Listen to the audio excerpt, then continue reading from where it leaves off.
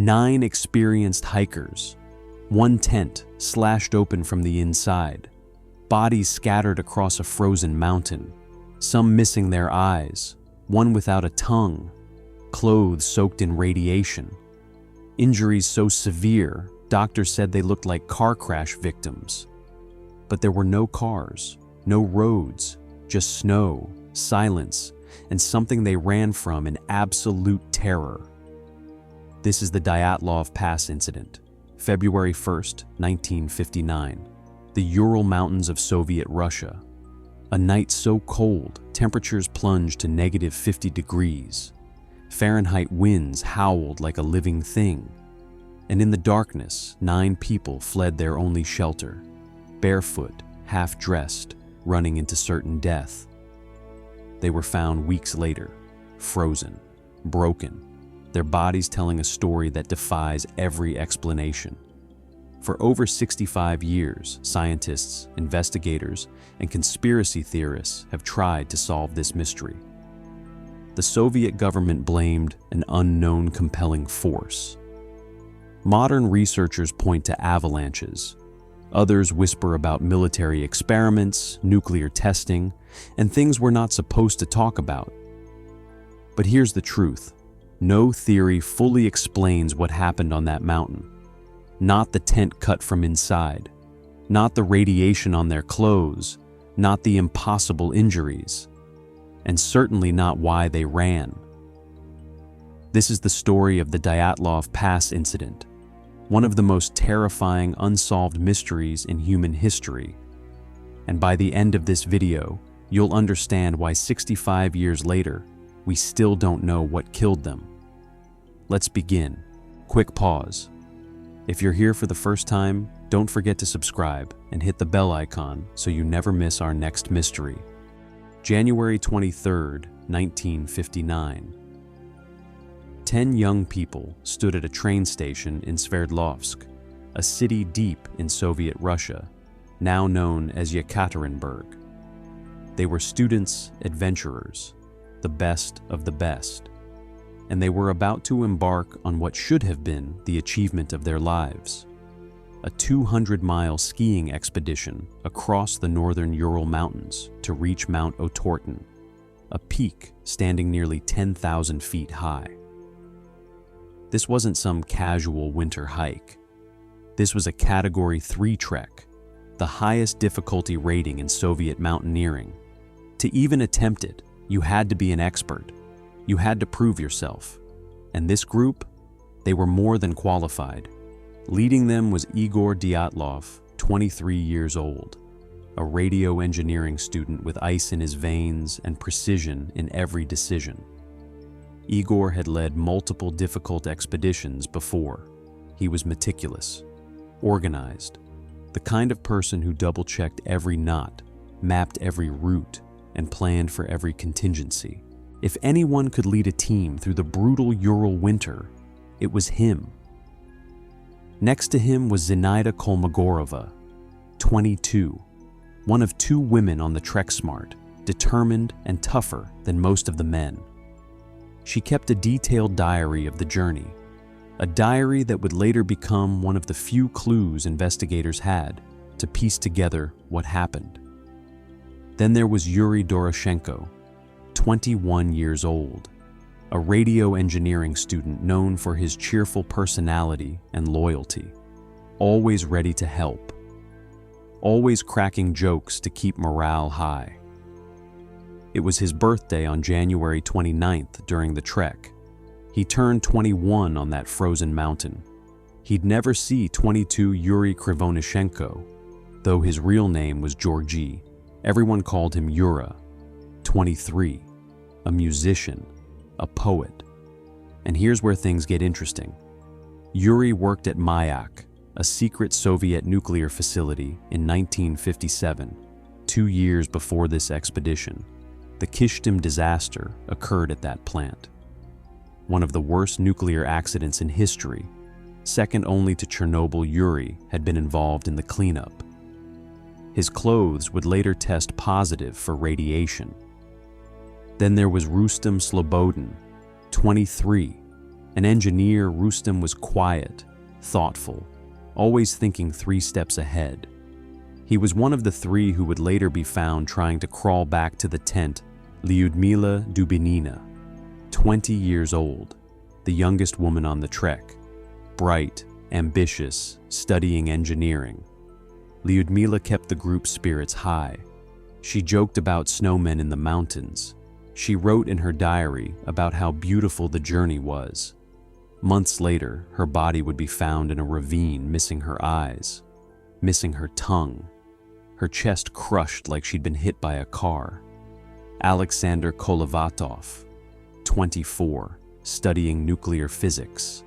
Another connection to the Soviet nuclear program. Quiet, reserved, brilliant. He'd be found in the ravine with Lyudmila. Nikolai Thibault Brignol, 23. His name stood out, a French surname in Soviet Russia. His family had emigrated generations earlier. Nikolai was strong, capable, a recent graduate. He would die with his skull fractured so severely, it looked like he'd been struck by a sledgehammer. And then there was Semyon Zolotaryov, 37 years old, the oldest by far, a World War II veteran, a last-minute addition to the group. This is important. Semyon wasn't a student. He barely knew the others. He showed up just before they left, claiming he wanted to earn his ski instructor certification. But why would a 37-year-old war veteran join a group of university kids on the most dangerous trek in Soviet Russia? Some think he was KGB. Some think he was there to monitor the group. And some think he knew exactly what was waiting for them on that mountain. Semyon's body would later be found with his chest completely crushed, ribs shattered, wearing clothes from other victims, and in his possession, a camera with photos that were never fully released to the public. Finally, there was the 10th member, Yuri Yudin, 23 years old, close friends with Igor Dyatlov, experienced, ready. But on January 28th, 5 days into the journey, Yuri started feeling ill, severe back pain from an old sciatica injury. The cold was making it unbearable. Igor made the call. Yuri had to turn back. It was the decision that saved his life. Yuri Yudin would be the only survivor of the Dyatlov Pass Incident. Not because he escaped, but because he was never there when it happened. For the rest of his life, until his death in 2013, Yuri was haunted by one question. What happened to his friends? And now, with 9 experienced hikers continuing into the wilderness, the clock was ticking. They had no idea they had 4 days left to live. The first days of the trek went smoothly. The group traveled by train, then by truck, then on foot and skis. They crossed frozen lakes, hiked through dense forests, and navigated terrain so remote that even the indigenous Mansi people, who knew these mountains better than anyone, rarely ventured there in winter. But the Dyatlov group was in high spirits. They sang songs, told jokes, even created a satirical newsletter called the Evening Otorten, a tongue-in-cheek newspaper about their journey. One entry joked, "From now on, we know that the snowmen exist. They can be met in the northern Urals, next to Otorten Mountain." It was a light-hearted reference to themselves, trudging through the snow like abominable snowmen, a joke. But later, after the bodies were found, that single line would fuel one of the wildest theories about their deaths, that they were killed by a Yeti. On January 29th, they celebrated Yuri Doroshenko's 21st birthday.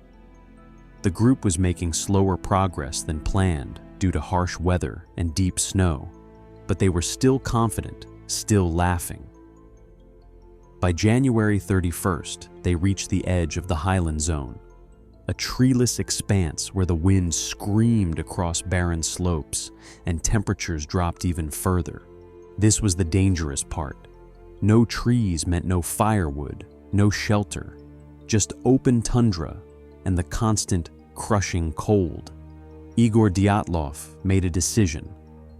Instead of descending into the forest where they'd have wood and protection, he decided to camp on the slope of a mountain. He wanted to save time. They were behind schedule, and camping higher up would put them in a better position to reach Mount Otorten the next day. The mountain's name was Kholat Shiakhl. In the language of the Mansi people, it translates to Dead Mountain.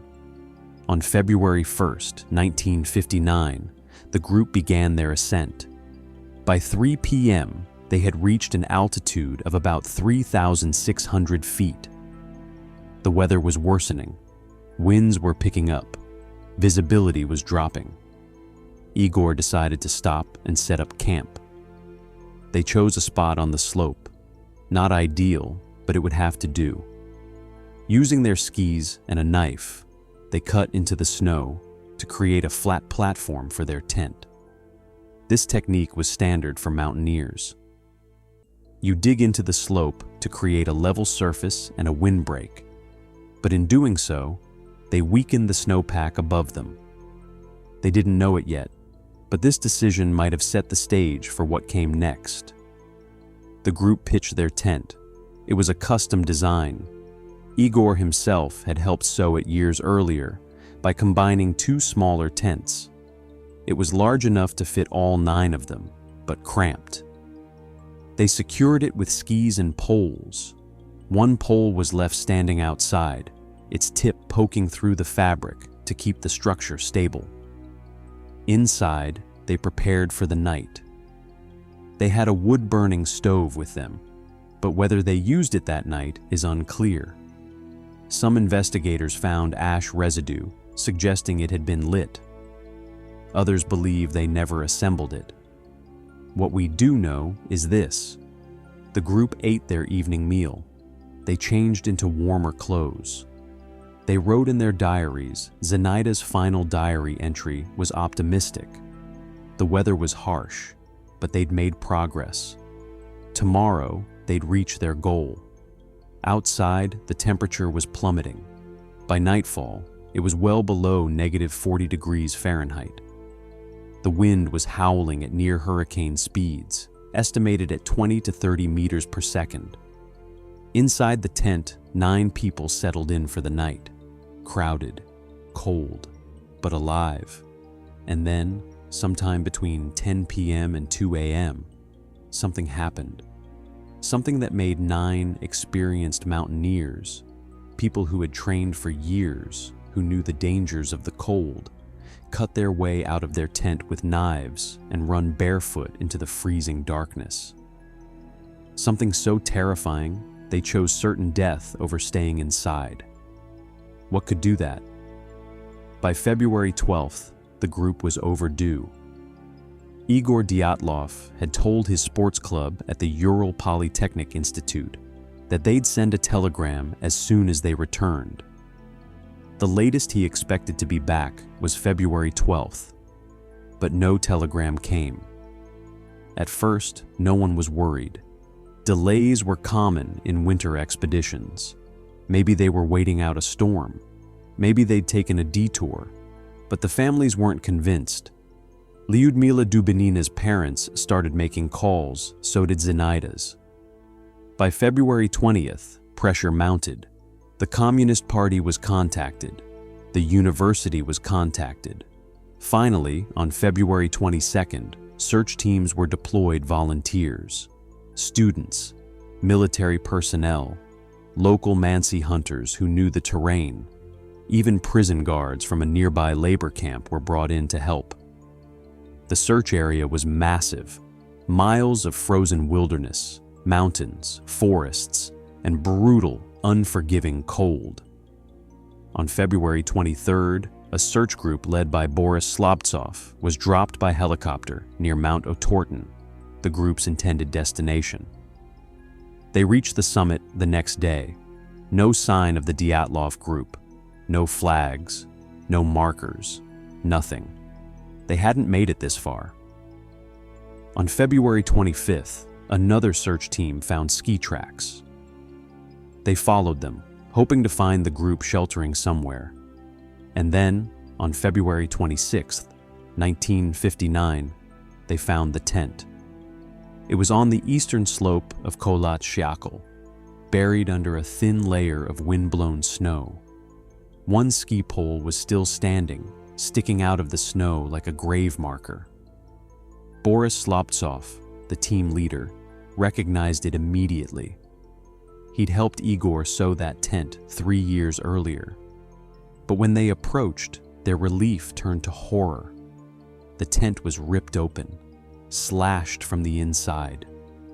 Long, jagged cuts ran down the canvas as though someone had taken a knife and hacked their way out in a frenzy. The entrance, the normal way out, was untouched. Why would they cut the tent? Inside, the scene was even stranger. The tent was still standing, held up by the ski pole and stakes. Most of the group's belongings were still there: backpacks, food, extra clothes, warm jackets, boots, even a pair of skis. But no people. Outside the tent, investigators found footprints, 8 or 9 sets, leading away from the camp and down the slope toward the forest. And here's what sent chills down their spines. The footprints were from bare feet, or feet with only socks. Some had one boot, some had nothing at all, and the tracks weren't panicked. They weren't the chaotic sprint of people fleeing danger. They were walking, calmly, in a line, as if they'd simply decided to leave and walk into the forest in the middle of a freezing night. But why? The footprints led downhill, toward the tree line, about a mile away. The search teams followed them, and as they descended, they started finding bodies. The first 2 were discovered on February 27th, near a large Siberian cedar tree at the edge of the forest. Yuri Doroshenko and Yuri Krivonishenko, both in their early 20s, both wearing almost nothing, just underwear and thin shirts. They were found under the tree next to the remains of a small fire. Branches around them had been broken off, some as high as 15 feet up. It looked like one of them had climbed the tree, possibly trying to spot the tent or looking for help. Their hands were burned, badly, as if they'd tried desperately to keep the fire going, but couldn't feel the pain anymore. A symptom of severe hypothermia, Yuri Krivonishenko had bitten through part of his own knuckle. Whether this was from cold-induced delirium or something else, no one could say. Both had died of hypothermia. But the search didn't stop there. Over the next few days, 3 more bodies were found, spread out between the cedar tree and the tent Rustem Slobodin, 900 feet from the tree. His skull was fractured, though not severely. It looked like he'd been trying to crawl back to the tent. He died of hypothermia and head trauma. Zenaida Kolmogorova, 1,100 feet from the tree. Her body was frozen in a position that suggested she'd been trying to stand, trying to keep moving. She died of hypothermia, and Igor Dyatlov himself, 1,000 feet from the tree, the leader, the one who'd planned everything, found frozen, face down in the snow, one hand clutching his jacket, dead from hypothermia. All 5 of these victims had one thing in common: they died of cold. But their behavior was bizarre. Hypothermia can cause something called paradoxical undressing, where victims feel irrationally hot and start removing their clothes. It also causes confusion and disorientation. But all 5 had tried to return to the tent. They knew where it was. They were heading back. So why didn't they make it? And more importantly, where were the other 4? For nearly 3 months, the final 4 bodies remained hidden. Winter had buried them under meters of snow. Search teams combed the area, but found nothing. It wasn't until May 4th, 1959, after the snow began to melt, that the last members of the Dyatlov group were discovered.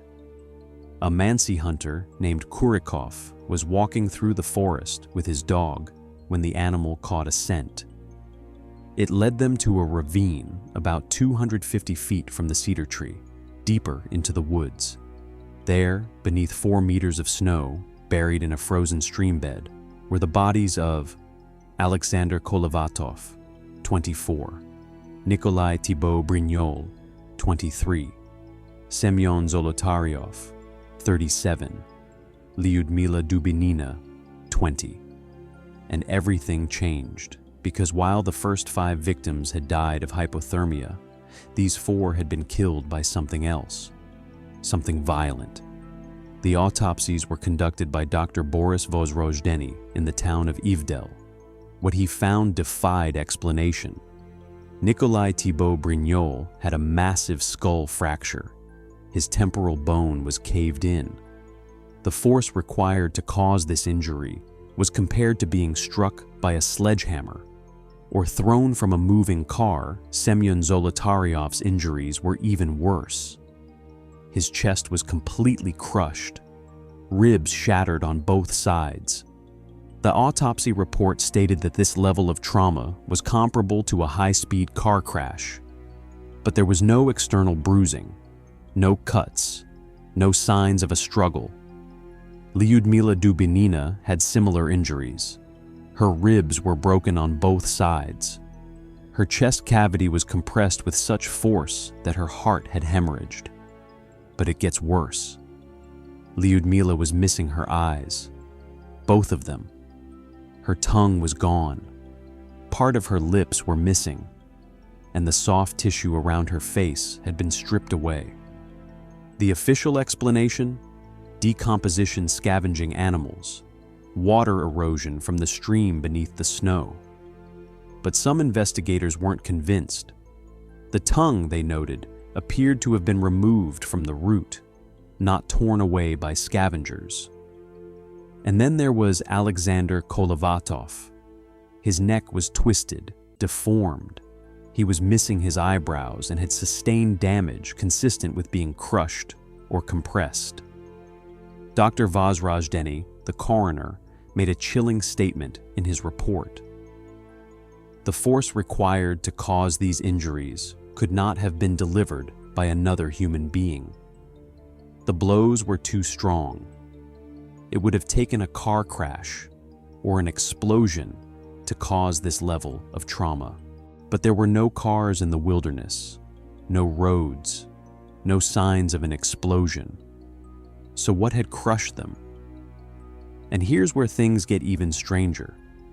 The 4 victims in the ravine were better dressed than the others. They were wearing layers, some of which had been taken from the bodies of Yuri Doroshenko and Yuri Krivonishenko, the first 2 found by the cedar tree. This suggests that these 4 had survived longer. They'd watched their friends die. They'd stripped clothes from the dead to keep themselves warm. They'd tried to build a shelter in the ravine. Investigators found what looked like a makeshift den, lined with branches and bark. They were trying to survive. But then something happened, something catastrophic, something that crushed them with a force so violent their bones shattered like glass. And whatever it was, it left no trace. On March 6, 1959, a criminal investigation was officially opened. The lead prosecutor was a man named Lev Nikitich Ivanov. He was experienced, methodical, and tasked with answering one question: what killed the Dyatlov group? But from the very beginning, the investigation was strange. Ivanov conducted interviews. He examined the bodies. He studied the tent, the footprints, the scene.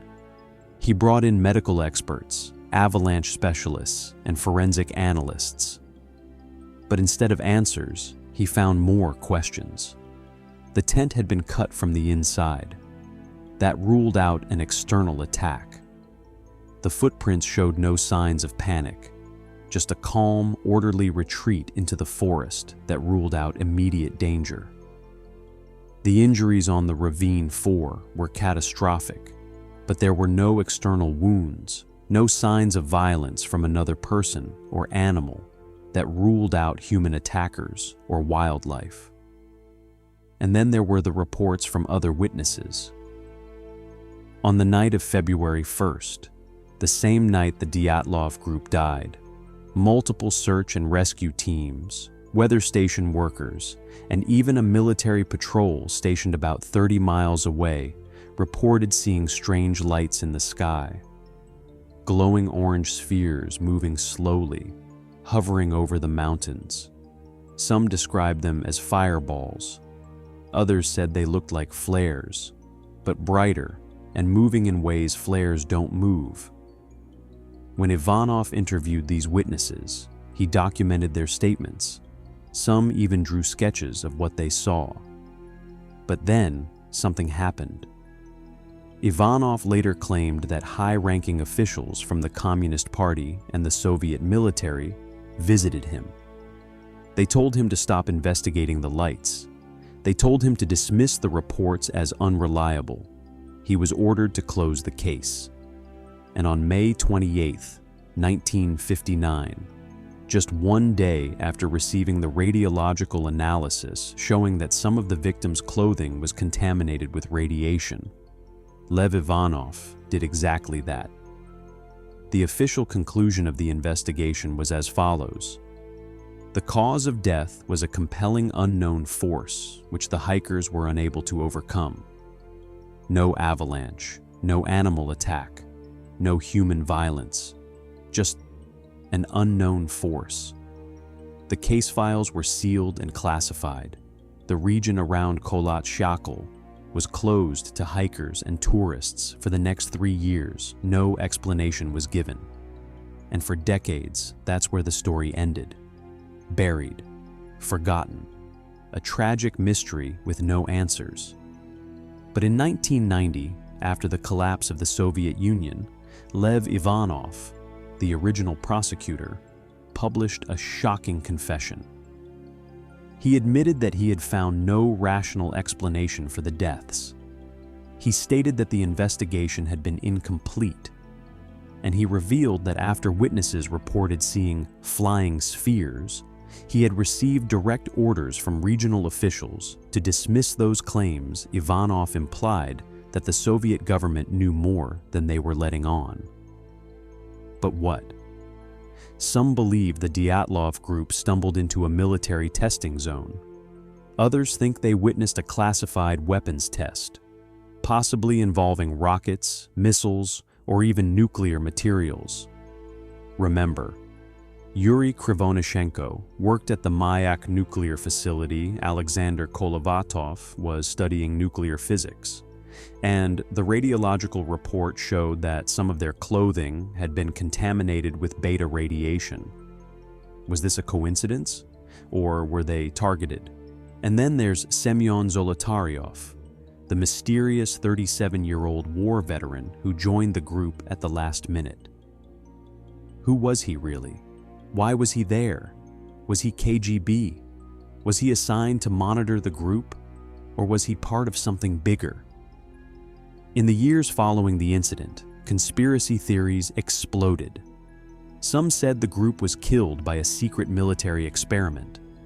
Others claimed they were caught in a missile test gone wrong. A few even suggested UFOs or extraterrestrial involvement.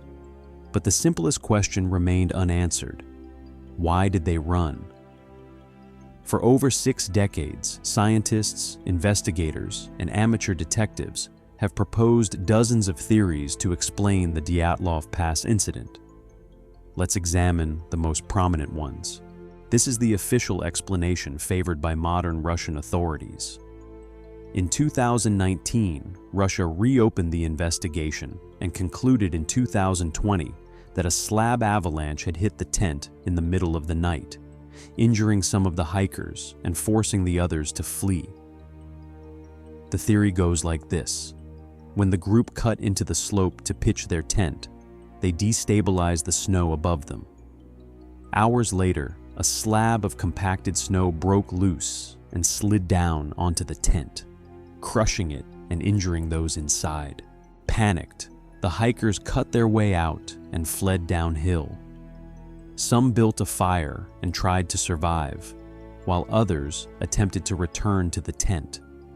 The 4 in the ravine, already injured from the avalanche, eventually succumbed to their wounds or were crushed further when a snow den they'd built collapsed on them.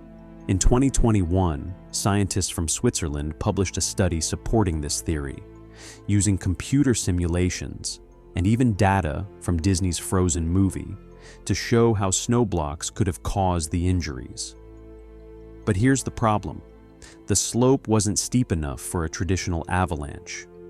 Avalanches typically require an incline of at least 30 degrees. The campsite was on a slope of only 15 to 20 degrees. And if an avalanche had occurred, why was the tent still standing when rescuers found it? Why were the ski poles upright? Why was there no massive debris field? Critics also point out that if the group had been injured by an avalanche, they would have taken their boots and jackets when they fled. They wouldn't have walked calmly. They would have run. Theory number 2, infrasound and katabatic winds. This theory was popularized by American author Donnie Eichar in his book, Dead Mountain. The idea is that powerful katabatic winds, cold, dense air that flows down mountain slopes at high speed, created a phenomenon called infrasound. Infrasound is a low-frequency sound wave below the threshold of human hearing, but it can cause physical and psychological effects: nausea, dizziness, panic, paranoia. According to this theory, the wind generated infrasound as it passed over the mountain, and the hikers, trapped in their tent, were driven into a state of terror. They fled the tent in a panic, and by the time the infrasound stopped, they were too far from shelter to survive. It's a compelling idea, and it would explain the calm footprints. If the hikers regained their composure after leaving the infrasound zone, they might have walked calmly, not realizing how dire their situation was. But it doesn't explain the injuries. Infrasound doesn't crush ribs or fracture skulls. This is one of the most persistent theories, and it has some credibility. The Ural Mountains in 1959 were a hotbed of Soviet military activity. The area was used for missile testing, nuclear experiments, and weapons development. The nearby city of Chelyabinsk was home to a secret nuclear facility where the Kishtim disaster had occurred just 2 years earlier. Some researchers believe the Dyatlov group stumbled into a restricted military zone and were either caught in a weapons test or were deliberately silenced to prevent them from revealing what they saw the evidence. Multiple witnesses reported seeing glowing orange spheres in the sky on the night of February 1st. These could have been rocket launches or missile tests. Some of the victims' clothing tested positive for radiation. The Soviet government sealed the investigation and classified the files for decades. Lev Ivanov, the lead investigator, admitted he was pressured to dismiss evidence of flying spheres. One specific theory suggests the hikers were caught in the blast wave or shock wave of a missile test. This could explain the catastrophic injuries. A pressure wave from an explosion can crush bones without leaving external wounds. But if that's true, why wasn't the tent destroyed? Why were there no burn marks, no shrapnel, no blast craters? This is the simplest explanation, and it accounts for a lot of the strange behavior hypothermia affects the brain. As body temperature drops, cognitive function deteriorates.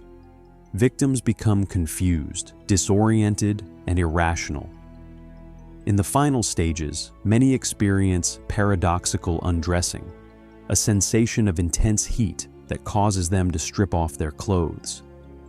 Hypothermia can also cause people to engage in terminal burrowing, where they instinctively seek small, enclosed spaces to hide in. Could the entire incident be explained by a sudden onset of hypothermia-induced madness? Maybe the tent stove malfunctioned, filling the tent with smoke or carbon monoxide, forcing them to cut their way out. Disoriented and freezing, they walked into the forest, stripped off their clothes, and died. But this doesn't explain the injuries. Carbon monoxide poisoning doesn't fracture ribs. Hypothermia doesn't crush chests. Remember, some of the victims' clothing tested positive for beta radiation. Not all of it, just specific items worn by Yuri Krivonishenko, Alexander Kolovatov, and Lyudmila Dubinina. The levels weren't lethal, but they were significantly higher than background radiation. Some researchers believe this is the key to the mystery. They suggest the hikers encountered radioactive material, either from a weapons test, a crashed military device, or contamination carried from Krivonishenko's work at the Mayak nuclear plant. But the radiation was only found on clothing, not in the victims' bodies, and it was described as surface contamination, not internal exposure. So where did it come from, and why only those three? Theory number 6, KGB and espionage. This is the darkest theory, and it involves Semyon Zolotaryov. Some researchers believe Zolotaryov was a KGB operative sent to monitor the group, or to meet with foreign agents in the wilderness. According to this theory, the hike was a cover for a covert operation, possibly involving the exchange of radioactive materials or classified documents. Things went wrong. A confrontation occurred. The group was killed to cover it up. But there's no evidence of other people at the scene. No additional footprints, no signs of a struggle.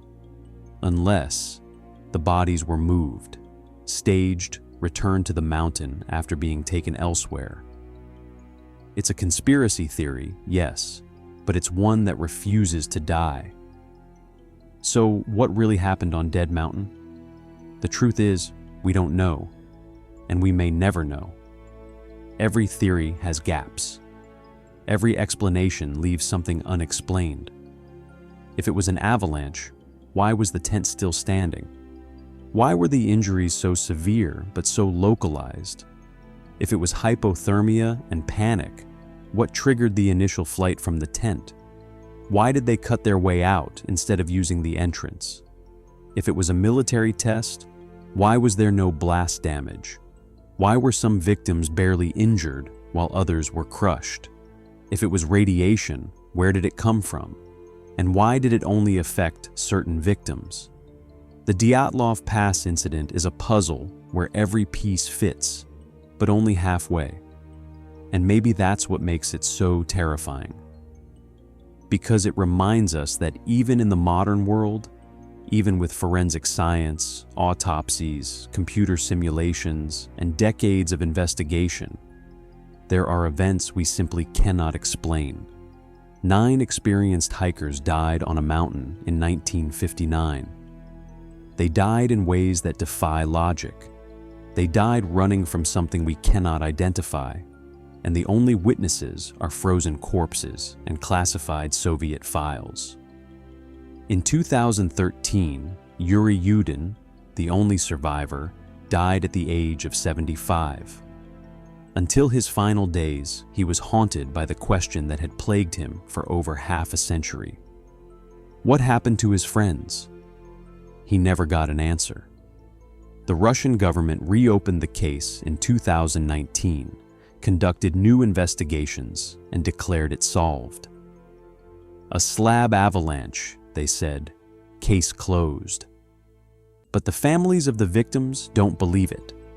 The researchers who've spent decades studying the case don't believe it. And the mountain itself seems to reject it, because the Dyatlov Pass, named in honor of the dead, still stands, still silent, still waiting. To this day, hikers and adventurers visit the site. They pitch their tents on the same slope. They walk the same path the 9 took on that final night. Some say they feel watched. Some report strange lights in the sky. Others claim the wind sounds wrong, like it's not wind at all. And every year, new theories emerge. New evidence is uncovered. New questions are asked. But the answer remains the same. We don't know. The Dyatlov Pass Incident is a mystery wrapped in tragedy, buried in snow, and sealed by the Soviet state. It's a story of courage, of survival, of 9 people who fought to live and lost. It's a reminder that nature is brutal, that governments lie, and that sometimes the most terrifying thing in the world isn't what you see. It's what you never see coming. Rest in peace, Dyatlov Group. Your story will never be forgotten. And the mountain you died on, it still whispers your names.